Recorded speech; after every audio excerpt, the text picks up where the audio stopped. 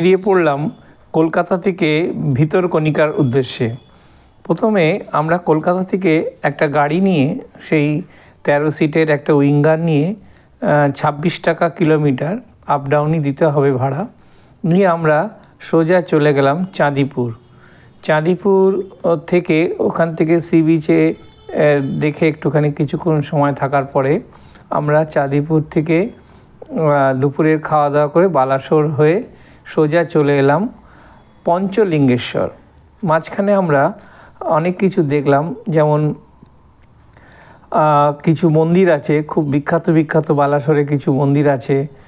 সেই মন্দিরগুলো যেমন আমরা ক্ষীরচোরা মন্দির হয়ে সোজা এসে উপস্থিত হলাম আমরা গুরুশক্তি হোটেল। এটা হচ্ছে একদম পঞ্চলিঙ্গেশ্বর মন্দিরের সামনে, খুব সুন্দর জায়গা।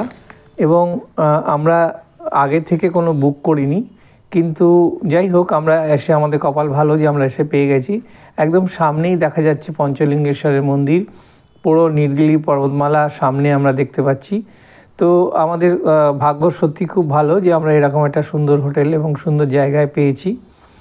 তো যাই হোক, মাত্র 230 কিলোমিটার কলকাতা থেকে আমরা জার্নি করে এসে উঠলাম এই বালাসোরের পঞ্চলিঙ্গেশ্বরের মন্দিরের গুরু শক্তি হোটেলে।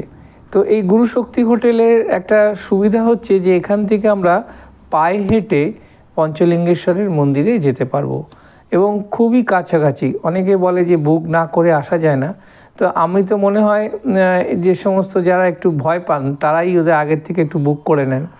বুক করে আসা ভালো, কিন্তু আজ পর্যন্ত আমরা যত জায়গায় গেছি এমন কোথাও হয়নি যে যেখানে আমরা রুম পাইনি। যাই হোক, এবং খুব সস্তায় আমরা পেয়ে গেছি এই গুরুশক্তি হোটেল।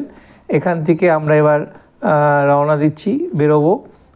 হাঁটতে হাঁটতে যাব প্রথমে মন্দিরের দিকে।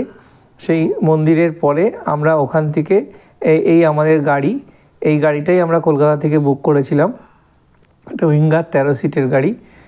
সঙ্গে দীপক আছে, আমরা মোট 10 জন আছি। এই টিমে আমরা এবার 10 জন বেরিয়েছি।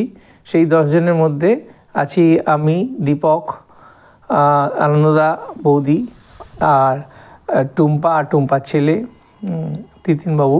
এরা সবাই মিলে আমরা প্রথমে সরাসরি চলে যাচ্ছি ভিতরকণিকার দিকে। তো ভিতরকণিকা যেতে গেলে প্রথমে আমাদের জয়নগর ঘাট যেতে হবে। জয়নগর ঘাট থেকে আমরা ঠিক করেছি গাড়িটা এখানে রেখে যাব, কারণ নদীতে যাওয়া অনেকটা সেই ক্যানিংয়ের সুন্দরবনের মতন, যে এই খাড়িগুলোতে দেখতে পাবো। আমরা এখন চলে এসেছি সোজা ব্রাহ্মণী নদী, আর ওপারটায় গেলে বৈতরণী নদী। এই দুটো নদী পেরিয়ে তারপর আমরা খাড়ির মধ্যে লঞ্চ নিয়ে ঢুকে যাব সোজা ভিতরকণিকার দিকে। তো এখন প্রস্তুতি পর্ব চলছে, আমরা কি নেবো, জল টল কিছু নেওয়া হয়ে গেছে। নিয়ে আমরা সোজা, এই যে ম্যাপটা দেখছেন এখানে পুরো ভিতরকণিকার রুট ম্যাপটা রয়েছে। এটা একটা ওপর থেকে তোলা ছবি। এটা ভিতরকণিকা ফরেস্টের যে ক্যানেল রাস্তা, তার যে বিভিন্ন রুট আছে সেখান দিয়ে যেতে যেতে আমরা অসম্ভব ভালো কিছু ছবি পেয়েছি, যেটা আমি আপনাদের সামনে তুলে ধরতে চাইছি। আমরা ভিতরকণিকা ন্যাশনাল পার্কে এসে উপস্থিত হয়েছি। এখানে দেখার মতন রয়েছে কুমিরছানা, অনেক কুমিরের এখানে প্রোডাকশান হয় এবং সেই কুমির বাচ্চাগুলোকে নিয়ে বিভিন্ন, আমাদের কপাল ভালো ছিল, আমরা ভালো বড় কুমির দেখতে পেয়েছি। তো এরকম অনেক ছবি আছে যেগুলো আমরা দেখতে দেখতে যাচ্ছি। তারপর আমরা চলে এসেছি ওখান থেকে ভিতরকণিকা, আমরা থাকিনি, আমরা ওখান থেকে চলে এসেছি। আবার আমাদের পঞ্চলিঙ্গেশ্বরে আসতে হবে, কারণ আমাদের সেদিনকার আমরা মন্দির দেখতে পাইনি, তাই আমরা পরের দিন আবার চলে এসেছি সোজা পঞ্চলিঙ্গেশ্বর। আর আমরা ওই গুরুশক্তি হোটেলেই উঠেছি, ওখান থেকে ওয়াকিং ডিস্টেন্স, এই হেঁটে আমরা যাচ্ছি মন্দিরের দিকে। খুবই কম, 100 মিটারও না এখান থেকে মন্দিরের গেট। তাই আমরা পায়ে হেঁটে এই পঞ্চলিঙ্গেশ্বরের টোটাল নীলগিরি পর্বতমালা দেখতে দেখতে যাচ্ছি। মাঝখানে অবশ্য একটু কিছু ভিতরকণিকার রয়েছে। যাই হোক, আমরা চলে এসেছি মন্দিরের গেটের কাছে। তো মন্দির গেটের কাছে এখানে নিয়ম হচ্ছে জুতো পরেই যেতে হবে। প্রথমে এন্ট্রি ফি 10 টাকা করে নেয়, জানি না এটা এন্ট্রি ফি কেন নিচ্ছে, তবুও ঠিক আছে, হয়তো মেনটেন করতে খরচা হয়। উড়িষ্যা গভর্নমেন্টের এই একটা সুবিধা যে ওরা মন্দির মসজিদে অতটা কোনো নিষেধাজ্ঞা জারি করে না। যাই হোক, আমরা আমাদের সিনিয়র দুজন দেবুদা এবং আনন্দদা দুজনেই বসে আছে সিঁড়ির উপর। এখানে মোট প্রায় 180টা মতন সিঁড়ি আছে। তো সেই 180টা সিঁড়ি অতিক্রম করে আমাদের মন্দিরের প্রায় এতে ঢুকতে হবে। তো সেই মন্দিরের সিঁড়িটাও খুব সুন্দর। আমি অনেক দিন আগে এখানে এসেছিলাম, তখন কিন্তু এত সুন্দর সিঁড়ি করা ছিল না। তখন সেই বোল্ডারের উপর অনেক উঁচু নিচু পর্বতের উপর দিয়ে যেতে হতো। তো তার থেকে অনেক ভালো ডেভেলপ করেছে এবং খুব সুন্দর সিঁড়ি, ইজি ওয়ে, এবং এখনও রঙের কাজ হচ্ছে দেখা যাচ্ছে। আমাদের টিমরা সবাই এক এক করে হাঁটতে শুরু করেছে এবং আস্তে আস্তে আমরা উঠেছি। ওরা আবার একটু পিছন ফিরে আমাদের স্বাগত জানাচ্ছে। যাই হোক, এইভাবে আমরা এগিয়ে চললাম মন্দিরের দিকে। পঞ্চলিঙ্গেশ্বর, বাবা পঞ্চলিঙ্গেশ্বরের মন্দিরের ওপরে আমরা টার্গেট হচ্ছে আমাদের ওপরে ওঠা। তো যাই হোক, এইভাবে আমরা এগিয়ে চলেছি অনেকগুলো সিঁড়ি পার করে।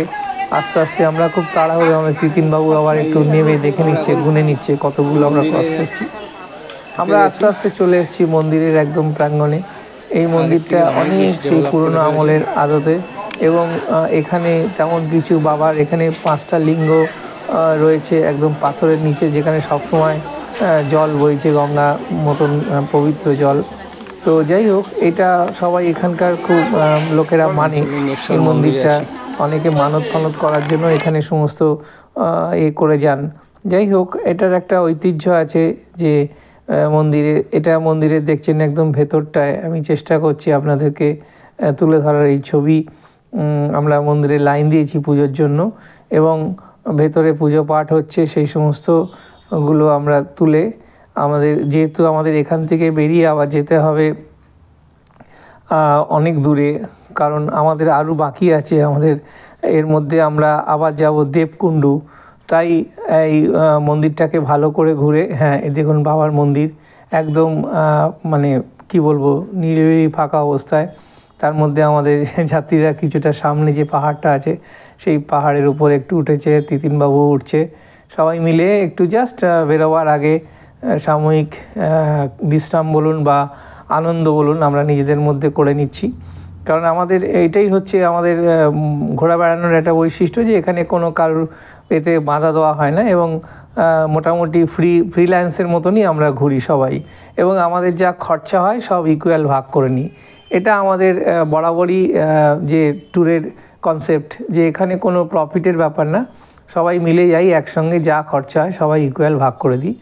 তো যাই হোক, এই অবস্থায় আমরা এই পঞ্চলিঙ্গেশ্বরের যে মন্দিরের পাশে যে পাহাড়টা আছে সেখানে একটুখানি ওঠার চেষ্টা করা হলো। রাস্তা থেকে ওরা দেখছে, দুজনে, দেবজিৎদা, আনন্দদা, বাকিরা যারা দূর থেকে দেখছেন, দাদা, সবাই মিলে দেখছে। যাই হোক, আমরা এখান থেকে আমরা বেরিয়ে এসেছি, এবং আমরা চলে এসেছি, অনেকটা জার্নি করে এসেছি। আমি সবটা তো দেখাতে পারি না। যাই হোক, আমরা এখন চলে এসেছি প্রায় দেবকুণ্ডের কাছে। দেবকুণ্ড হচ্ছে, এটা শিমলিপাল ফরেস্টের অন্তর্গত, ময়ূরভঞ্জ ডিস্ট্রিক্টের মধ্যে পড়ে। তো এই শিমলিপাল ফরেস্টে কিন্তু হাতির জন্য বিখ্যাত। আমাদের এখানে বারবার গেটে বলা হয়েছিল কি সাবধানে যাবেন, এবং আগে পরে অনেক গার্ডও আছে, সিকিউরিটি গার্ডও আছে, এরা তীর্থযাত্রীরা যারা আসেন তাদেরকে ওরা প্রোটেকশন দেয়। কারণ এখানে হাতি, হনুমান, এই সমস্ত প্রচুর আছে, মানে যে কোনো সুযোগ পেলে আমরা আস্তে আস্তে দেখেছি হাতির পটি দেখেছি, হাতিকে দেখতে পাইনি, আমাদের দুর্ভাগ্য।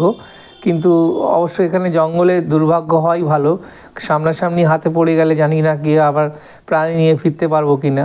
তাই আমরা অম্বিকা মন্দিরের দিকে এগিয়ে চলেছি, জঙ্গলের মধ্য দিয়ে হাঁটতে হাঁটতে এগিয়ে চলেছি। বেশ ঘন জঙ্গলই, এবং এখানে খুব বিষাক্ত সাপও আছে শুনেছি। তো যাই হোক, অত ভয় করলে তো আর বেরোনো যাবে না। সমস্ত কিছু নিয়ে আমরা এগিয়ে চলেছি আস্তে আস্তে অম্বিকা মন্দির। তার আগে একটা দেবকুণ্ড আছে, সেই দেবকুণ্ড হচ্ছে পবিত্র।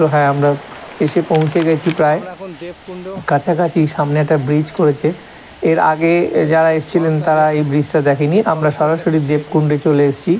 এই দেবকুণ্ড একটা পুকুরের মতন, কিন্তু ওপর থেকে যে ঝর্ণা বা আসছে সেই ঝর্ণার জলে, আর এই জল খুব পবিত্র। আর এখানে একটা কাহবাত আছে যে এখানে সবাইকে প্রণাম, ভালোবাসা ও শুভেচ্ছা জানিয়ে আজকের মতন বিদায়।